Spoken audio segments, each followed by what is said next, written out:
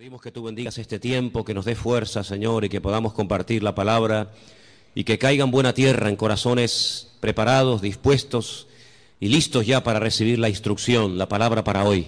Bendice nuestras vidas, quita todo impedimento, Señor, de la índole que sea, y trae un renuevo y una fortaleza espiritual a nuestras vidas.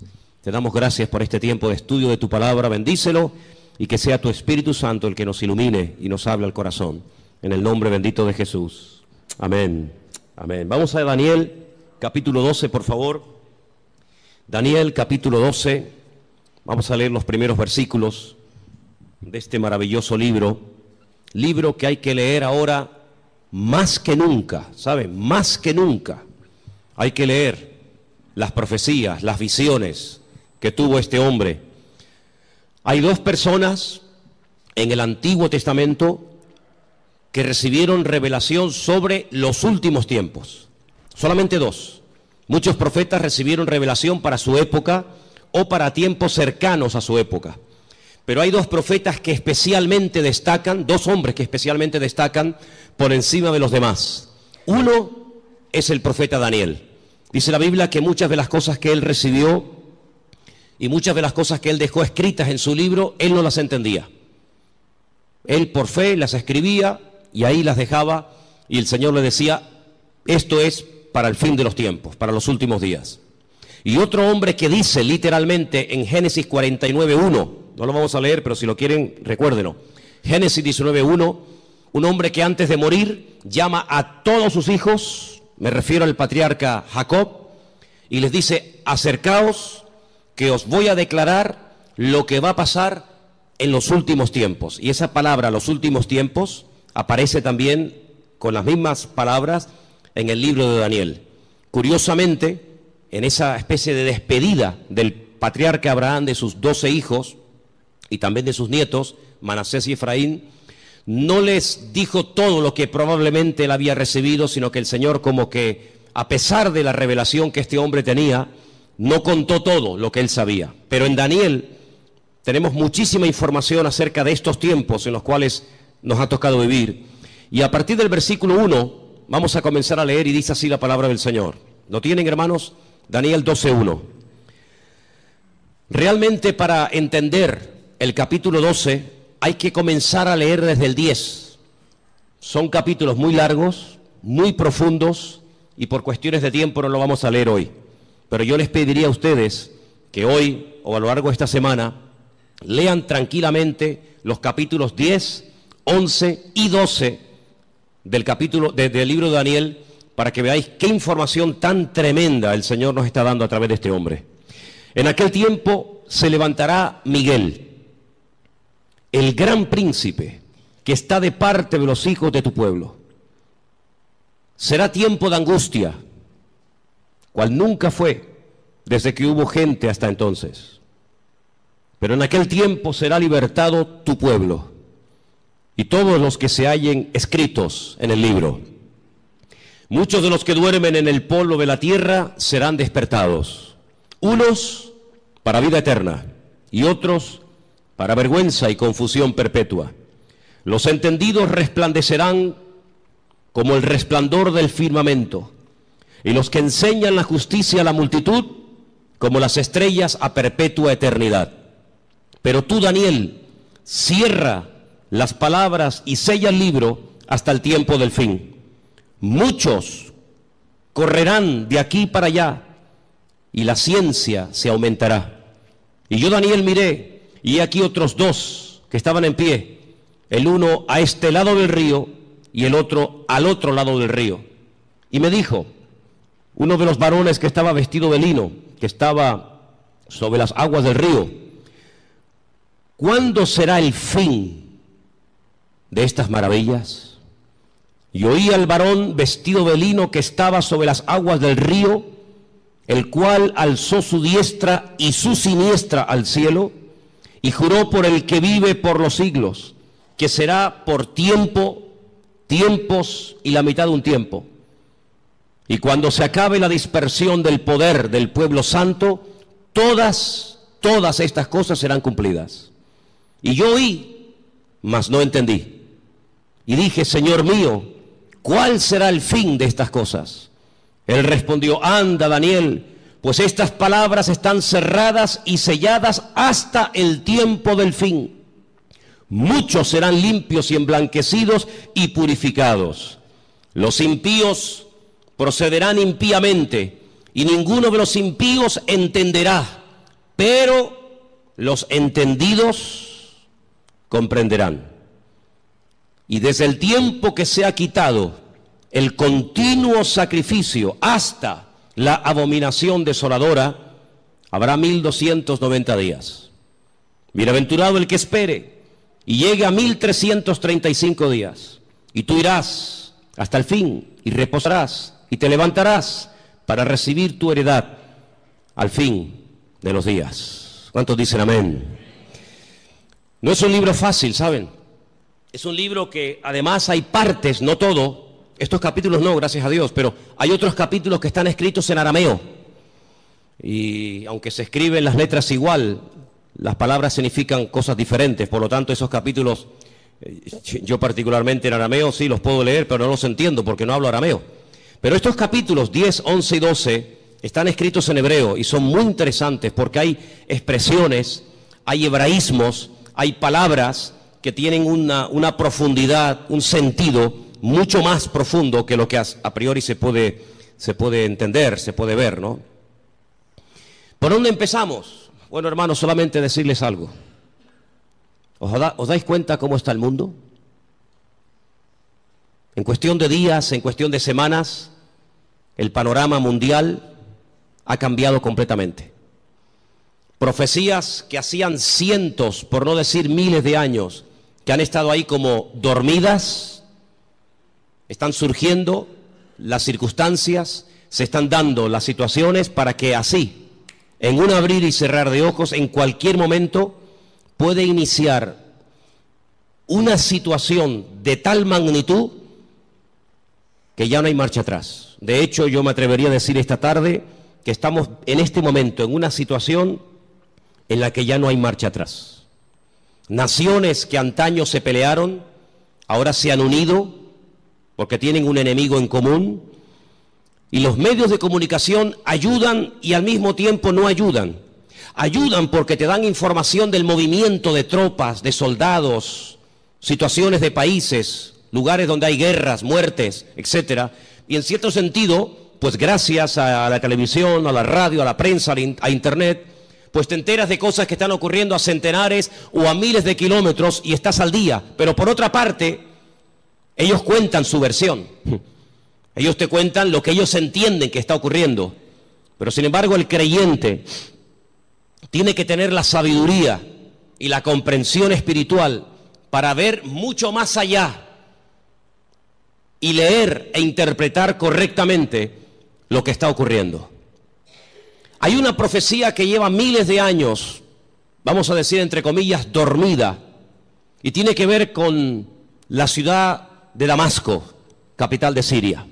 Dos profetas, el profeta Isaías y el profeta Jeremías, profetizaron con muchísimo tiempo de antelación que esta capital sería atacada y quedaría prácticamente en ruinas, y no quedaría prácticamente recuerdo de ella.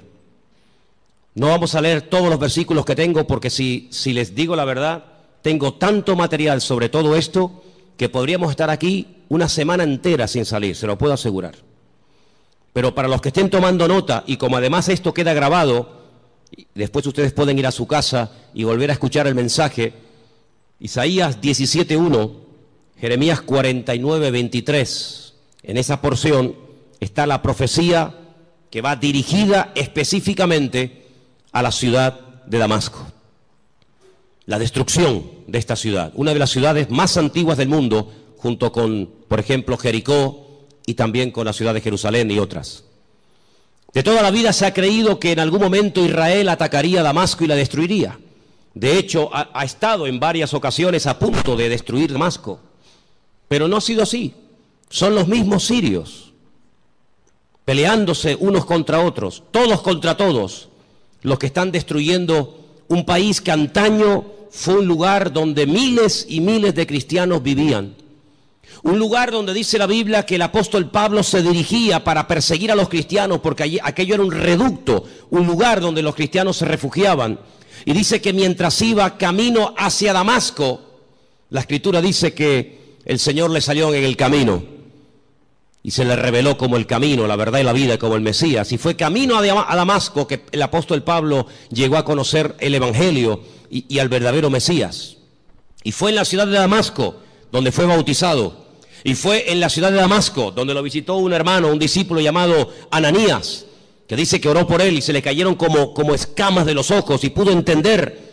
Y allí recibe una palabra que marcó su vida. Allí recibe una palabra profética y le dice: mira, el Señor se te ha aparecido en el camino, se te ha revelado, te está liberando.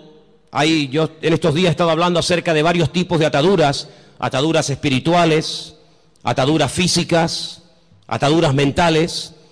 El Señor dice: yo te he desatado, yo te rompo toda ligadura de prejuicios, de cultura, de religión, de rechazo a otras naciones, y te libero de tu pueblo y te envío lejos a los gentiles, para que le abras los ojos y para que entiendan lo que tú ya has entendido. Pero también le profetiza los sufrimientos y las torturas y el camino arduo por donde tendrá que pasar hasta llegar a la meta, hasta llegar a la presencia del Señor, ¿verdad? Y estamos viendo cómo en Siria ya sinceramente todas las cifras se quedan cortas, porque ¿quién realmente sabe cuánta gente ha muerto, cuántos están muriendo, cuántos van a terminar de morir en el país de Siria, un país que está en el norte de Israel, que lo separa, digamos, esa frontera natural llamada los Altos del Golán, esa especie de balcón donde allí se encuentra el famoso Monte Hermón, ¿verdad?, del cual habla el Salmo 133, ¿verdad? Mirad cuán bueno y cuán delicioso es los hermanos juntos en armonía, y ahí habla de ese hermoso monte. Bueno, pues en ese país están peleando, como dije, todos contra todos. Ahora, para entender un poco lo que está ocurriendo, hay una serie de palabras que prácticamente a diario se escuchan en la televisión y muchas veces la gente no sabe de lo que se está hablando. El mundo del Islam está dividido fundamentalmente en dos grandes fracciones. Hay algunos grupitos de los cuales no vamos a hablar, pero el mundo del Islam está dividido en dos grandes partes. Casi con más de un 80% están los suníes y con un 13% están los chiíes. Y de esto oímos hablar mucho a diario, ¿verdad? Los suníes, los chiíes. Y aunque hay países donde están todos juntos, pero hay después otros países que son mayoría suníes o mayoría chiíes. Por ejemplo, los países donde son mayoría los suníes, con más del 80%, es Arabia Saudita, donde se encuentra la Meca, Kuwait, los Emiratos Árabes, Jordania, Egipto, Pakistán, Afganistán, Yemen y otros más. Los países con mayoría chií, Irán, Persia, como lo llama la Biblia a la cabeza, parte de Irán, Líbano. Decir Siria, pues es un poco complicado, porque en Siria están ahí todos contra todos, Azerbaiyán, Bahrein. Cada uno de estos grupos, todos creen en el profeta Mahoma, todos leen el mismo libro, el Corán, pero hay grandes diferencias entre unos y otros. Daré algunas pinceladas para que nos situemos y sepamos de lo que estamos hablando y por qué se matan y por qué se odian tanto los suníes y los chiíes. En cada uno de estos bandos, por decirlo de alguna manera, o de estas fracciones, hay diferentes grupos armados que pelean contra los otros. Por ejemplo, el grupo terrorista más famoso de los chiíes es sin lugar a dudas Hezbollah, que son los que están ahí en el norte, en los Altos del Golán, y que en algunas ocasiones han atacado a Israel, e Israel también les ha atacado. Así que Hezbollah es un grupo mayoritariamente chií que está financiado por Irán. Pero luego en el otro bando, en la parte de los suníes, tenemos al famoso grupo Al-Qaeda, responsables de las famosas Torres Gemelas, tenemos a los talibanes, tenemos al famoso Estado Islámico, ISIS, a los hermanos musulmanes que ganaron y después fueron derrocados en Egipto, y tenemos al grupo Hamas. Hamas significa violencia y es el grupo que en este momento está liberando la franja de Gaza, allí al sur de Israel. ¿Por qué se llevan tan mal los chiíes y los suníes? A la muerte del profeta Mahoma, su yerno, que a la vez era su primo, llamado Alí, fue el que ocupó el lugar del profeta Mahoma. Sin embargo, en el grupo de los suníes, su suegro, que fue el que recopiló todas las cosas acerca del Corán, que era de la misma tribu que Mahoma, Abu Bakr, era el que tomó el liderazgo del Islam. La palabra suníe viene de la palabra árabe suma, que significa código de conducta. Ellos creen en los ulemas, que son los doctores, los teólogos del Corán, y son los únicos que pueden, digamos, interpretar lo que dice el Corán, los textos del Corán. Por otro lado, los chiíes tienen a los famosos ayatolás, y ellos lo que hacen es que unen la política y la religión, y hay ahí una lucha, porque los suníes dicen que entre Alá y el hombre no puede haber ningún tipo de intermediarios, no se puede adorar a nadie más que a Alá, ¿sí? Pero sin embargo los chiíes, aunque también adoran a Alá y creen en el Corán, y van a la Meca en peregrinación. De hecho, sabéis, la última peregrinación ha sido, como todos los años, catastrófica. Han muerto casi 800 chiíes, la mayoría de ellos procedentes de Irán y de otros países chiitas. Pues ellos además en sus mezquitas tienen fotografías de sus mártires, entre comillas, de sus santos, y en cierto sentido como casi que los veneran. Así que estos dos bandos están enfrentados los unos contra los otros. Y allí en Siria, por ejemplo, están peleando los chiíes contra los suníes contra los chiíes. Unos son apoyados por unos países, otros son apoyados por otros países. Pero curiosamente nada de lo que ocurre en el mundo ocurre por casualidad. Todo tiene una razón de ser. Los hombres no pueden ir de un lugar a otro si Dios no lo permite. Las naciones no pueden dejar sus territorios y abarcar o conquistar otros territorios si Dios no lo permite. Todos los cambios que está habiendo en la geografía, en la política, en la economía, no es producto de la casualidad ni de la locura de cuatro locos, sino que todo esto es el movimiento que Dios permite que se lleve a cabo para el cumplimiento de las profecías, tanto de Daniel como de Ezequiel y otros grandes varones de Dios, que pronosticaron con cientos y con miles de años de antelación todo lo que iba a ocurrir. Curiosamente, Irán, que no son árabes, no confundan, los iraníes no son árabes, son persas, es el segundo animal, la segunda parte de la figura que vio Daniel en aquel sueño, pues dice que ya se han unido con el gran enemigo del norte, que es Rusia, y ya han comenzado a atacar a los enemigos del presidente de Siria, y ya dentro de pocos días comenzará una invasión por tierra, y ya están allí miles y miles de soldados rusos, armados hasta los dientes, ya están atacando posiciones del famoso Estado Islámico y otros también que no tienen nada que ver con el Estado Islámico. Y mira tú por dónde dos países, uno tremendamente religioso como es Irán, y uno tremendamente ateo, como supuestamente se cree que son los rusos, pues resulta que se han unido porque dice que van a ayudar. Fíjate qué bondadosos y qué maravilla. Van a ayudar a un país que está lejos de sus fronteras, pero que tienen que ir a echarle una mano porque si no va a ser destruido. Solamente hay 5 ciudades de Siria que en este momento están bajo el dominio del presidente Bashar. El resto del país está prácticamente destruido o tomado por otras fracciones. Y mira tú por dónde. La semana pasada la costa de Siria y la costa de Israel se llenaba de portaaviones chinos, armados hasta los dientes con armas nucleares, con misiles, con bombas, misiles de largo y de corto alcance, capaces de recorrer centenares y miles de kilómetros. Y mira tú por dónde naciones como China, que no tienen nada que ver con Siria, o Rusia, que está allí con sus problemas, y los iraníes, que tienen también sus problemas recién salidos de todo este follón que han tenido. Resulta que ahora se están uniendo como amigos porque van a liberar a Siria. Y nos vamos a quedar con esta información. Nos vamos a quedar simplemente con la idea de que van a ayudar a Siria y cuando se arregle la situación en Siria, cada uno se va a retirar a su respectivo país. ¿Y quién paga esas bombas? ¿Quién paga esos gastos? Los muertos que van a caer por ambas partes, las familias, los uniformes, las balas, los cañones, la gasolina, el gasoil, los aviones, los helicópteros. ¿Por qué todo esto? La Biblia nos dice por qué. Porque el Señor en los últimos tiempos lo que hará es que utilizando entre comillas la excusa de que van a ayudar, de que van a liberar a un país amigo o aliado como puede ser Siria, una vez que lo hayan, digamos, calmado la situación, nada les va a impedir que crucen por el norte y por diferentes partes del país rumbo, como dice la Biblia, a la tierra gloriosa. Porque detrás de todo esto no está simplemente cuestiones políticas o económicas, sino fundamentalmente hay una razón: destruir a Dios y destruir al pueblo de Dios.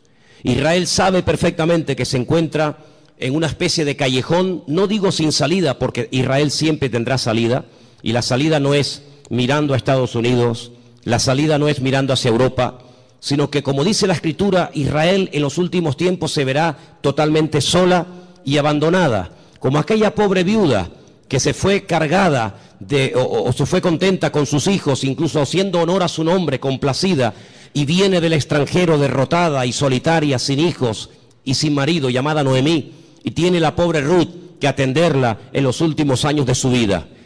La Biblia nos enseña que estos últimos tiempos recibe un nombre que nos revela, porque los nombres son muy importantes en la Biblia.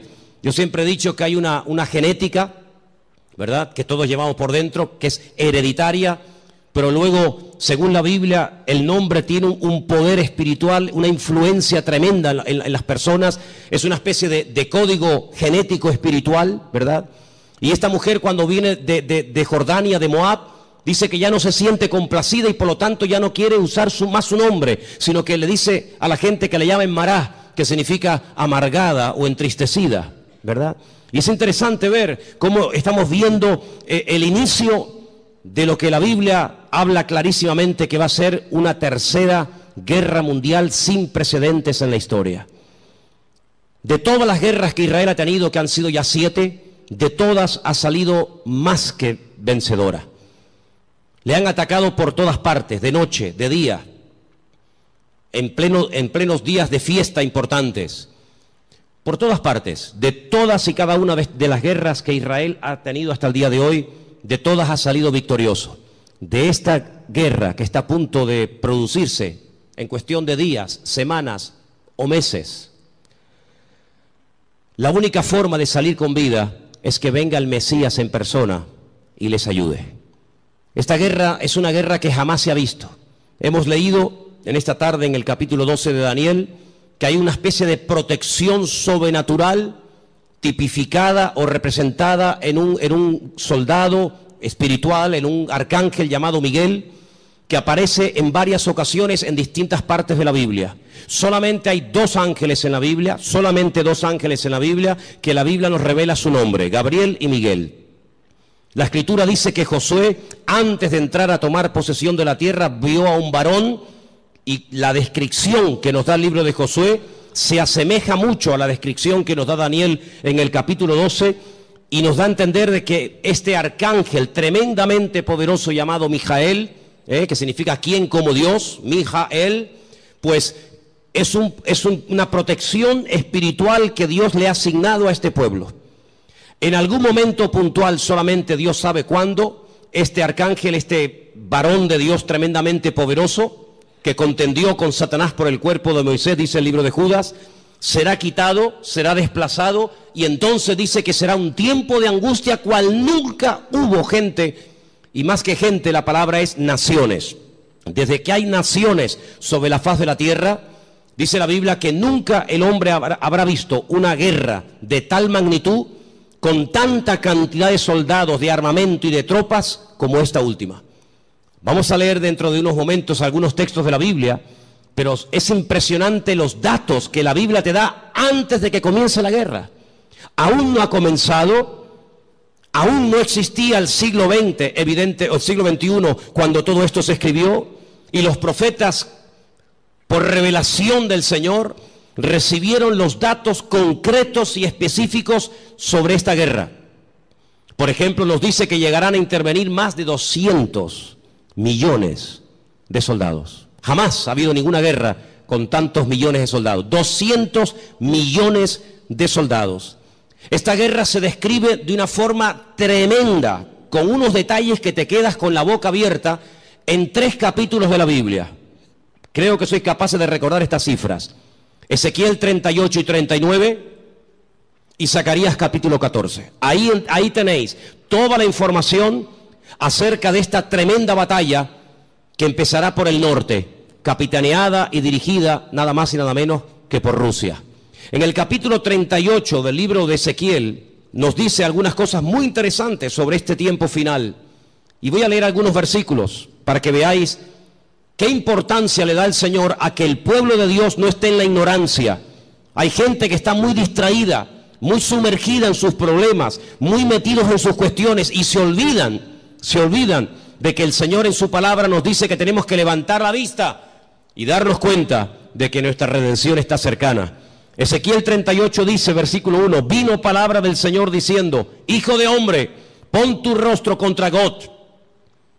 Gog es el nombre, digamos, simbólico, no es que se llame así, de una región que la Biblia lo llama Magot, que está en todo lo que sería todo el territorio que ocupa Rusia actualmente. Y fijaros que hay dos nombres de hombres, solamente dos hombres de hombres, que curiosamente tanto en español como en hebreo empiezan y terminan con la misma letra. Uno es el nombre David. David empieza con una letra llamada Dalet y termina con otra letra llamada Dalet.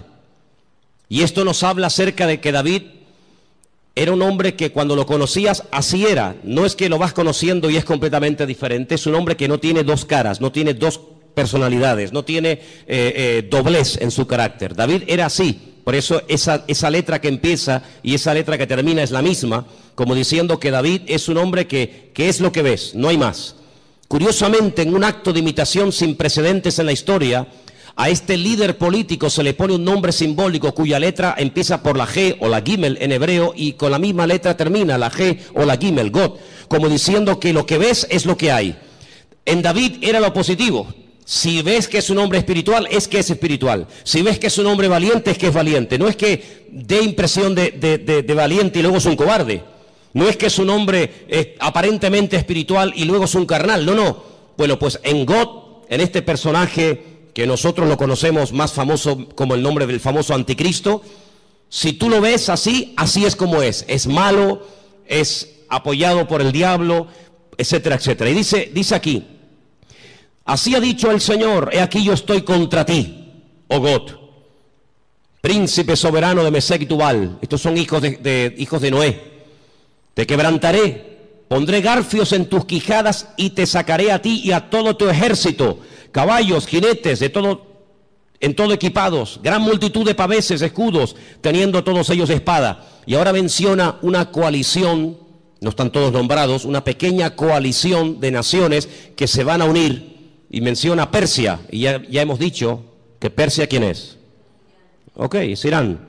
Cus, tenemos Etiopía, tenemos Libia, con otros nombres, todos ellos con escudo, con yelmo, Gomer, sus tropas, la casa de Togarma, los confines del norte, sus tropas. Prepárate, apercíbete tú y toda tu multitud que se ha reunido a ti, y sé tú su guardia.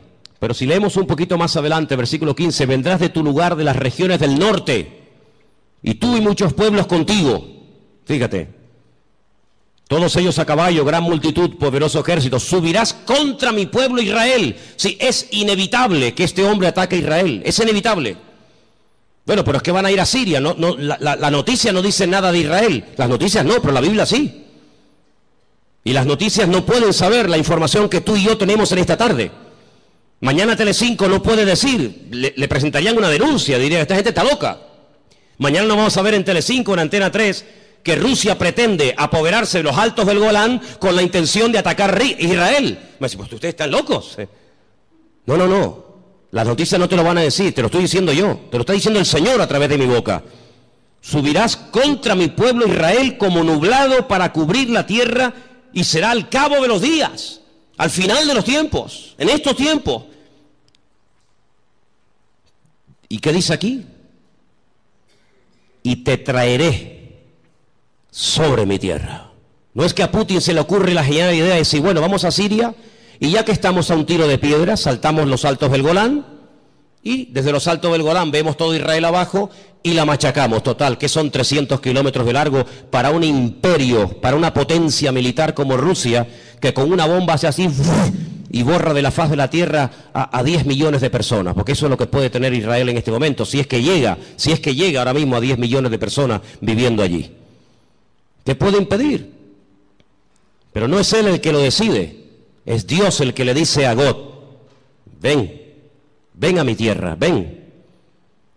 Y entonces dice, para que las naciones me conozcan, cuando sea santificado en ti, oh God, delante de tus ojos.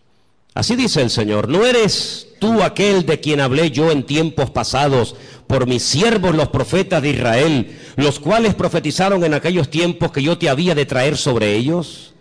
Israel sabe perfectamente que Rusia les va a atacar en cualquier momento. Ya lo hicieron hace poco allí en Ucrania, en el país de nuestro hermano. No se cortan un pelo, no tienen ningún problema, tienen afán de expansión. Quieren recuperar lo perdido e incluso lo que nunca fue de ellos. No atacaron en un momento determinado un país que no tenía nada que ver con Rusia, como fue Afganistán. La Biblia profetiza que Rusia va a atacar en los últimos tiempos a Israel. En aquel tiempo, cuando venga God contra la tierra de Israel, dice el Señor, subirá mi ira y mi enojo. Tremendo. Pero vamos al capítulo 39. He aquí yo estoy contra ti, oh God, príncipe soberano de Mesed y Tubal.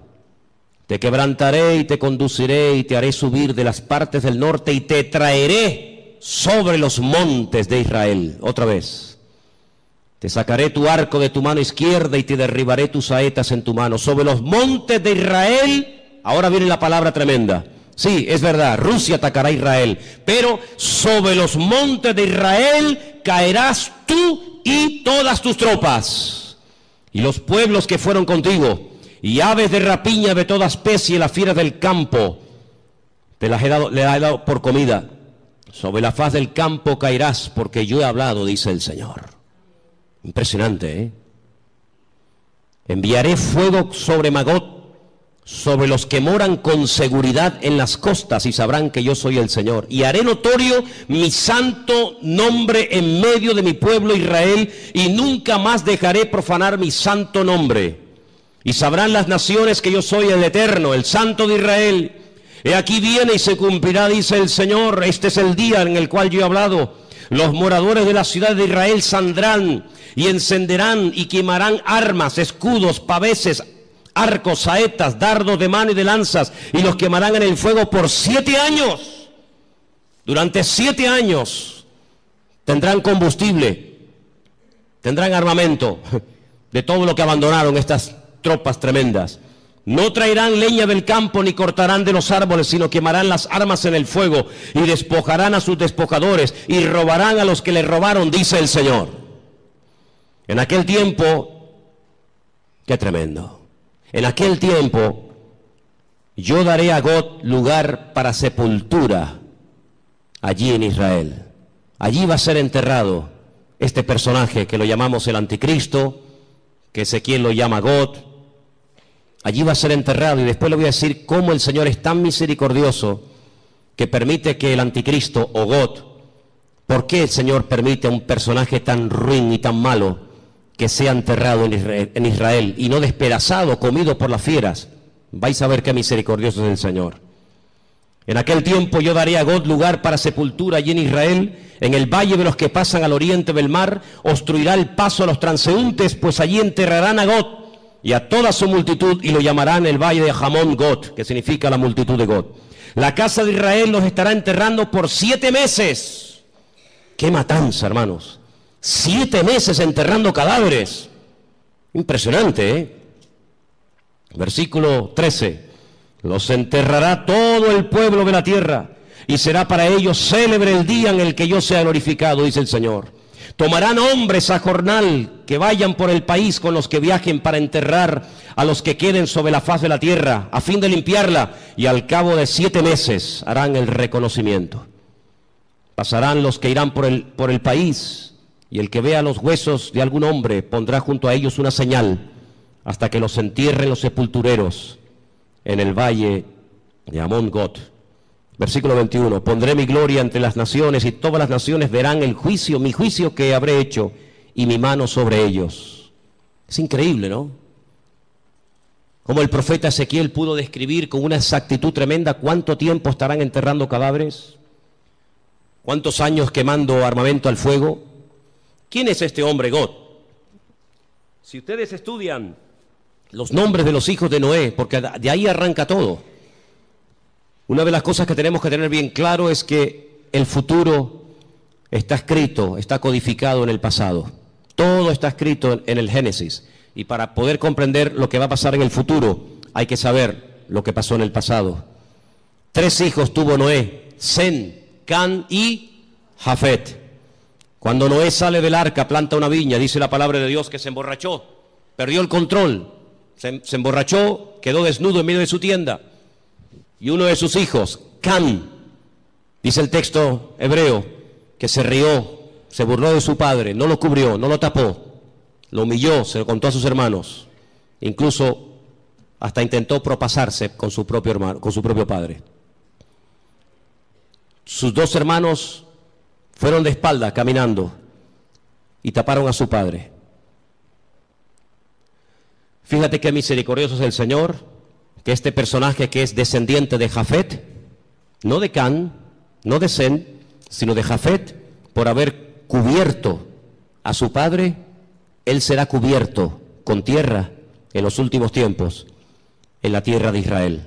El refrán dice, midá keneged midá, lo que siembras es lo que cosechas, medida por medida.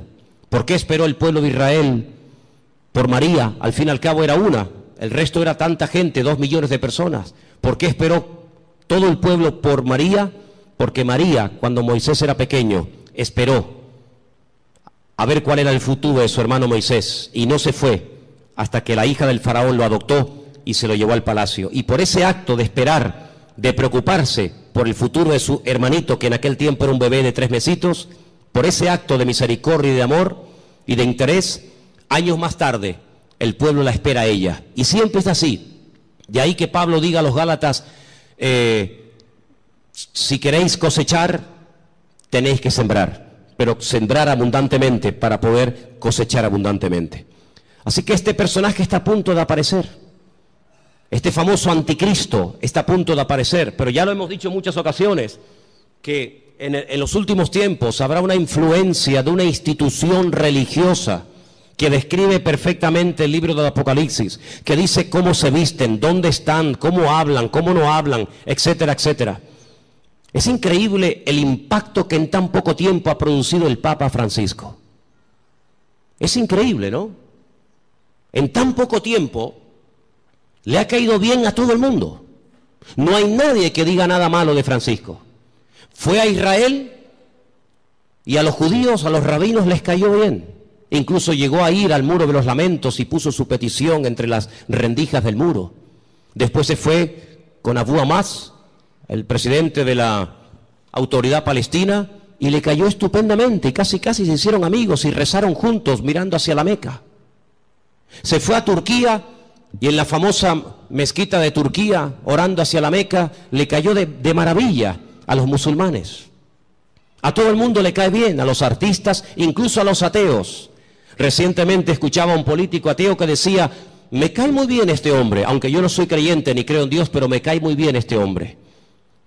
Dieron la vuelta al mundo en cuestión de minutos. Las declaraciones que hizo en un avión mientras viajaba, cuando le preguntaron por los homosexuales, por los gays, y él dijo, ¿quién soy yo? ¿Quién soy yo para juzgar a los gays? Y todo el mundo comenzó a decir, la iglesia está cambiando. Qué diferente, ¿eh? La postura de este Papa en comparación con los otros 2 que eran tan intransigentes y tan radicales. ¿Quién soy yo para juzgar? No pasó mucho tiempo y ya hizo juicio sobre uno de sus trabajadores. Ayer un sacerdote, dice él, que salió del armario porque Dios así se lo había pedido y así lo había querido, y fulminantemente fue destituido, ¿no? Qué contradicción con las declaraciones del avión, ¿no? Pero en los últimos tiempos la Biblia nos enseña que habrá una especie de religión que le va a caer bien a todo el mundo. Será capaz de ir con los musulmanes, con los judíos, con los cristianos. Dicho sea de paso, hace muy poco tiempo este Papa se fue por primera vez en toda la historia con un pastor muy conocido por nosotros a una iglesia evangélica en la ciudad de Caserta, en Italia, donde yo estuve ahora hace unos días. Estuvo con un montón de pastores que vinieron de Argentina, puesto que el Papa es argentino, y allí tuvieron un culto donde él estuvo como uno más. Hicieron un tiempito de oración, y él hizo una oración incluso, y todos participaron, y se sacaron fotografías, y todo el mundo, qué contento, ¿verdad? La Biblia nos enseña que las rameras son capaces de irse con gente mayor y con gente joven. Las rameras son capaces de irse con gente sin dientes y con gente con dentadura perfecta.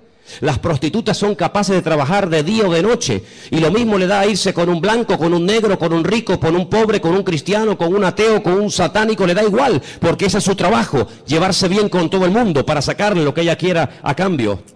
Y la palabra de Dios nos enseña que en los últimos tiempos la política y la religión se casarán y se unirán. Qué tremendo los lugares y las conversaciones que últimamente está manteniendo el Papa y muchos políticos viajando de un lugar para otro. Todo está preparado. Y hermanos, esto no ha hecho más que empezar, pero en cualquier momento salta la chispa. Y lo que tenemos que preguntarnos todos y cada uno de nosotros, ¿qué mensaje nos está dando el Señor? Yo vengo diciendo hace mucho tiempo que Dios está hablando y hablando y hablando y hablando. El problema no es que Dios no hable, el problema es que hay muchos que no le entienden, o si le entienden se hacen los distraídos. Dije hace unas semanas atrás que Dios no solamente habla a través de la palabra, claro, lo sabemos. El que lee la Biblia está leyendo la palabra de Dios, el SMS de Dios, el WhatsApp de Dios, y sabe perfectamente lo que Dios quiere y lo que Dios no quiere. Pero ¿y los que no leen la Biblia? El que no le interesa o no quiere, o dice él que no entiende la Biblia, pues Dios también le está hablando a toda la humanidad. Quiero que vengan conmigo a Génesis 1, capítulo 14, para que os des cuenta algo tremendo que el Señor dijo en un principio. Allí está, en el Génesis 1, 14. Dio una señal, dio un mensaje muy interesante. Y vamos a leerlo en esta tarde. Dice así, Génesis 1, 14. ¿Lo tienen, hermanos? Tengo esta página de la Biblia prácticamente destrozada, entonces espero leerla bien porque la tengo toda pegada. Creo que dice algo así como: y dijo Dios, haya lumbreras en la expansión de los cielos para separar el día de la noche y sirvan de señales para las estaciones. Ahora ya no tengo ese trocito que dice para días y años. Ok, ahí está. ¿Qué es lo que será? Lo mismo que fue.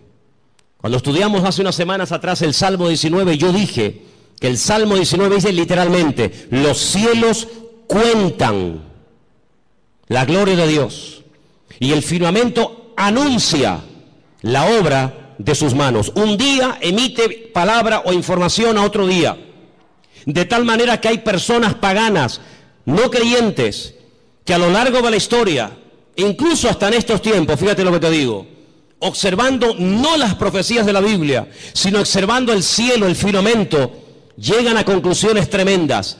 Quiero decirles que en un momento puntual de la historia de la humanidad, el Señor utilizó el astro rey, el sol, la luna y las estrellas para darle un mensaje profético a uno de sus hijos llamado José. ¿Lo habéis olvidado? Dice que él vio al sol, a la luna y a las estrellas que se postraban delante de él. Y Jacob, cuando oye el sueño de su hijo, él entiende perfectamente lo que le está diciendo. El sol es el padre, la luna es la madre y las estrellas son sus hermanos. Curiosamente, las estrellas, los hermanos, llegaron antes que el sol a Egipto, porque siempre es así: primero es la noche y luego es el día. No primero el día y después la noche. Primero había tinieblas y después vino la luz. La tiniebla siempre precede a la luz. Pero fíjate qué curioso, los magos de Oriente, que no sabemos realmente de dónde eran, si eran judíos, si no eran judíos, sabían perfectamente el lugar y el día en el que había nacido el Mesías, porque interpretaron que aquellas estrellas que tenían nombre, la estrella Sadik, la estrella Jamelec, etcétera, se habían alineado y ellos sabían perfectamente que tenían que ponerse en marcha para llegar a donde, a Belén de Judea, porque allí era donde había nacido el Mesías. Y es que el Señor en el versículo 14 de Génesis 1 que hemos leído, dice que cuando Él creó el sol, cuando Él creó la luna y Él creó las estrellas, no solamente las creó, número uno, para separar, para hacer diferencia entre el día y la noche, no, sino que dice que las creó para las estaciones, y la palabra estaciones es la palabra hebrea modín, y la palabra modín, ¿sabe lo que significa? Fiestas. Es la misma palabra que se emplea en Levítico cuando dice, recuerden las fiestas del Señor. ¿Cuándo tienen que ir? ¿Cuándo no tienen que ir? ¿Cuándo tienen que ponerse en marcha? ¿Cuándo no tienen que ponerse en marcha? En otras palabras, cuando ustedes vean los cielos, ustedes podrán discernir en qué tiempo de su relación con Dios ustedes se encuentran. Es muy importante que tú, hermano y hermana que me escuchas en esta noche, te preguntes, ¿dónde me encuentro ahora mismo en mi camino, en mi relación con Dios? ¿Estoy más cerca? ¿Estoy más lejos? ¿En qué punto me encuentro? Porque el tiempo marca la circunstancia y la circunstancia marca el tiempo. Jesús le dijo, ustedes olvídense de ver señales. Esta generación, como es una generación mala, perversa y adúltera, no se le ha permitido ver señales como a otras se les permitió. Ustedes solamente podrán ver una señal, solamente una, y la van a ver, y se llama la señal del profeta Jonás. ¿En qué consistía? Bueno, le está diciendo, así como Jonás estuvo en el vientre del pez 3 días y 3 noches, así estaré yo, el Hijo del Hombre, en el vientre de la tierra 3 días y 3 noches. Esa señal era la señal de la generación de Jesús. Pero sin embargo, Noé no esperaba esa señal. Porque ¿cuál era la señal de Noé? El diluvio. Pero ¿cuál era la señal de Salomón? La construcción del templo. Y cada generación, cada tiempo tiene una circunstancia, una señal, y cada señal identifica el tiempo. Por eso podemos saber ahora mismo en qué tiempo, en qué lugar, en qué punto del camino yo me encuentro en mi relación con Dios por lo que estoy viendo. Porque repito, la señal, la circunstancia política, social, económica, espiritual, etcétera, etcétera, marca el tiempo en el que yo estoy viviendo. Yo no puedo ver, no puedo orar para ver el nacimiento del Mesías porque Él ya nació, no es la señal de mi tiempo. Yo no puedo esperar, aunque ore, ayune 40 días, tome autoridad y reprenda y declare. Yo no puedo ver al profeta Jonás siendo vomitado en una playa para ir a predicar a los ninivitas. No, porque no es la señal de mi tiempo. Pero ¿cuáles son las señales de nuestro tiempo? Pues algunas de las que les estoy diciendo esta noche. Como Rusia, Persia, las naciones árabes, Europa y el mundo entero le darán la espalda a Israel. Y ustedes dicen, pero ¿cómo es posible que todos? Es que no hay ni uno. No hay ni uno que apoye a Israel. Dice, bueno, los americanos, ya no es como antes. Ya no es como antes. Israel se verá más sola que la una. Y solamente podrá mirar en una sola dirección, hacia arriba. Al Señor tu Dios adorarás y a Él solo servirás. Era como la señal profética en el arca de Noé. El arca de Noé no eran balcones como estos cruceros hermosos que abres la ventana de tu habitación y sales a una terraza. No, el arca de Noé no tenía ventana, no tenía ojo de buey, tenía una sola ventana arriba. No podían mirar a derecha, izquierda, adelante o detrás, no. El arca de Noé no tenía timón, porque no había que dirigirla a ninguna parte, Dios la dirigía. Y si querías mirar a algo, a una dirección, si era de día o de noche, arriba, nada más que arriba. Y eso es lo que el Señor quiere que nosotros hagamos, que solamente mires arriba. ¿Y quién está arriba? El Señor, Dios Todopoderoso, nuestro Señor, Rey de Reyes y Señor de Señores, no solamente a Él. Y por eso, amados hermanos, esta es la señal de nuestro tiempo. ¿Qué pinta Rusia en Siria? ¿Qué pinta Irán? Que el objetivo no es Siria. Que el objetivo no es llegar y controlar a ISIS y fulminarlo, que no. Que si hubieran querido fulminar a esto, ya lo hubieran hecho hace mucho tiempo. Si Rusia, si Estados Unidos quisiera arreglar el problema de Siria, de los yihadistas, ya lo hubieran hecho. No hay problema en eso. No lanzó una bomba Estados Unidos sobre una ciudad japonesa llamada Hiroshima y se cargó a más de 500.000 de personas así. Y no lanzó otra sobre Nagasaki y en cuestión de segundos hizo, la borró de la faz de la tierra. Que el problema no está en que no se pueda contra ellos, sí se puede contra ellos. El tema es que cada pieza tiene que encajar en el puzzle del Señor. Y el Señor ha puesto a esta gente allí. Una cosa increíble que un musulmán dinamite una mezquita o ataque a otro musulmán, es una cosa increíble. Que le prenda fuego a un cuerpo de un hermano musulmán es una cosa inconcebible dentro del Islam, porque el Islam no es eso. Pero con esa excusa, las potencias se están uniendo, pero no se dan cuenta de que es el Señor el que les está diciendo, vengan, vengan. Y al final dice que el Señor los llevará a un gran valle, y quiero leer y terminar con esto porque les digo, tengo material para estar aquí un año, pero en Zacarías capítulo 14, y después la última porción la leeremos en Joel, es el Señor el que le dice a las naciones, vengan que yo les voy a juzgar en el valle de la decisión, valle de Josafat. Zacarías capítulo 14, ¿lo tienen, hermanos? ¿Sí? Dice así la palabra del Señor. He aquí el día del Señor. Viene, y en medio de ti serán repartidos los despojos, porque yo reuniré a todas las naciones para combatir contra Jerusalén. Es el Señor el que permite que vayan a hacer guerra contra Jerusalén. No es una mente loca o sádica o fanática. Es el Señor. La ciudad será tomada, las casas serán saqueadas y violadas las mujeres. La mitad de la ciudad irá en cautiverio, mas el resto del pueblo no será cortado de la ciudad. Después saldrá el Señor y peleará con aquellas naciones como peleó en el día de la batalla. Se afirmarán sus pies en aquel día sobre el monte de los olivos, que está enfrente de Jerusalén al oriente.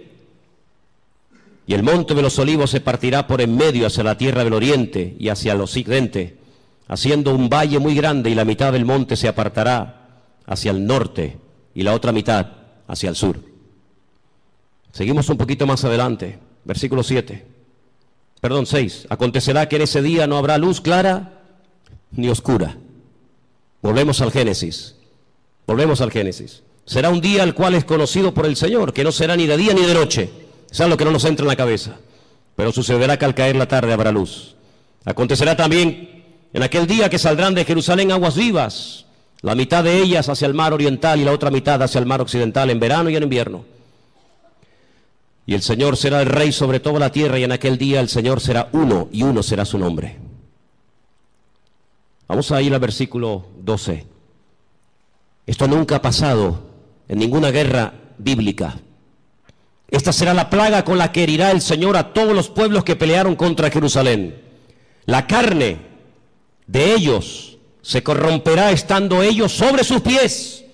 No es que cuando te pegan un tiro, te meten una puñalada, te duele y te caes poco a poco al suelo. No va a pasar así. Va a ser algo fulminante. La carne de ellos se consumirá estando sobre sus pies.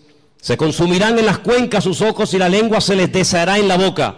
Y acontecerá en aquel día que habrá entre ellos gran pánico, enviado de parte del Señor, y trabará cada uno en su mano a su compañero, y levantará su mano contra la mano de su compañero. Se matarán unos a otros. Algo milagroso. Sigo más adelante, versículo 15. Así también será la plaga de los caballos, de los mulos, de los camellos, de los asnos y de todas las bestias que estuvieren en aquellos campamentos. Todos los que sobrevivieren de las naciones que vinieron contra Jerusalén subirán de año en año para adorar al Rey, al Señor de los ejércitos, y a celebrar la fiesta de los tabernáculos. Y pueden seguir leyendo para que veáis qué cosas tan interesantes se dicen ahí. Aquí predice la Biblia que las armas químicas, bacteriológicas y nucleares se van a usar, hermanos. No te quepa la menor duda. Estando de pie, se desmigajan, desaparecen como si fueran polvo, como si fueran ceniza. Así describe el profeta Zacarías la muerte de la gente en esta batalla, en el valle de Josafat, valle de Megido. Napoleón, cuando llegó a Israel, visitó el valle de Josafat o el valle de Megido y dijo: este valle está preparado para librar una gran batalla. Y efectivamente, en ese lugar dice el Señor que es como una olla, como un lagar. El Señor entrará allí en juicio con todas las naciones, 200 millones de soldados, tierra, mar, aire, por todas partes, árabes, europeos, de todas las partes del mundo, peleando por conquistar Israel, por arrasar de la faz de la tierra a este pueblo, por conquistar Jerusalén y por decir: hemos ganado, hemos vencido, hemos humillado al Dios de Jacob, al Dios de Isaac y al Dios de Abraham. ¿Qué les parece? Ya no es una guerra contra hermanos, ya no es una guerra con una familia, ya no es una guerra contra otro país, ya es una guerra contra el mismísimo Dios. Cargarse a Dios, borrar a Dios de la faz de la tierra. Pero hay una señal que está apareciendo en los últimos tiempos, y te la dejo ahí para que medites en ella. Y dice la Biblia literalmente lo siguiente: el sol se convertirá en tinieblas y la luna en sangre antes de que venga el gran día y espantoso del Señor. Qué curioso, ¿no? Hasta Dios hablando a través de los eclipses, a través de las famosas lunas de sangre, que curiosamente tanto el año pasado, 2014, como este año 2015, siempre han aparecido coincidiendo o con Pesaj, la Pascua, o con la fiesta de los tabernáculos. Qué curioso, el año pasado y este año otra vez volvió a aparecer una cuarta luna roja en el día de Pesaj o de Pascua, y recientemente, hace unos días, en la fiesta de los tabernáculos. Dios hablando, porque un día emite palabra, otro día, los cielos cuentan la gloria del Señor. Lo que puedo decir con todo esto es que nos queda poco tiempo. La humanidad va a entrar en un callejón sin salida, pero dice la Biblia que tenemos que velar, tenemos que orar, buscar del Señor más que nunca, no perder el tiempo. No dejes que el enemigo te robe la paz, ni dentro de tu casa ni fuera de tu casa. No dejes que el enemigo arrebate la bendición que tanto le costó al Señor ganar en la cruz por ti y por mí. Así que en esta tarde es tiempo de acercarnos al Señor, es tiempo de decirle: Señor, recompón mi vida, restaura. Hay voces por aquí, voces por allá, el mundo se está cayendo a pedazos, la ciencia aumentará, la gente corre de un lado para otro, gente de oriente a occidente, de aquí para allá. Pero todo esto es la señal de que pronto te corre de un lado para otro, gente de oriente a occidente, de aquí para allá. Pero todo esto es la señal de que pronto viene el Señor a buscar a su pueblo. ¿Cuántos dicen amén? Cierra tus ojos, hermano. Cierra tus ojos. Lee tranquilamente hoy en casa Ezequiel 38, Ezequiel 39, el libro de Joel, las cartas de Pablo, el libro de Apocalipsis, el libro de Daniel, y te vas a dar cuenta de que el Señor está hablando por todas partes, para que despertemos del sueño, para que nos demos cuenta de que el tiempo se acorta y que no hay tiempo que perder. Señor, en esta tarde nos vamos a acercar ahora a tu mesa con acción de gracias. Queremos participar con gratitud, reconociendo tu soberanía, reconociendo tu autoridad. Nos ponemos bajo tu cobertura, Señor. Nos ponemos, Señor, en tus manos. Pedimos que bendigas este pan, este vino, símbolos de tu muerte, de tu victoria, de tu resurrección, de tu venida. Y que en esta tarde lo hagamos, como dice la palabra del Señor, dignamente, valorando cada cosa que tú has hecho por nosotros, Padre.